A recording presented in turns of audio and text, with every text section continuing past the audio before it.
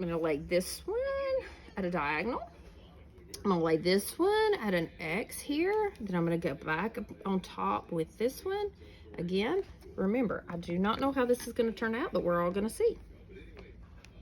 First time for everything.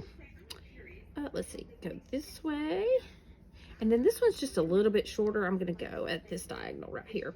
Okay, I'm gonna take a felt today. Some people say, why do y'all use zip ties? Love zip ties, but I'm gonna take this little, are these pipe cleaners? These are called pipe cleaners, yes. So we're gonna take these pipe cleaners, and I think this is something that we'll probably end up stocking. We do have zip ties. I think pipe cleaners are one thing that we're gonna try to get in before long. So you can check with us on that. I'm just gonna gather this bow up in the middle. Just wanna make sure that it's laying right. I'm gonna take my pipe cleaner and twist. Lay my bow down. I'm gonna twist really tight one time.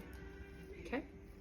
Now, if you don't have a pipe cleaner that's a color that you want showing, you can just take one of your pieces of ribbon, and it'd be really nice if we had just some narrow ribbon right now. I think we have some of that coming in as well.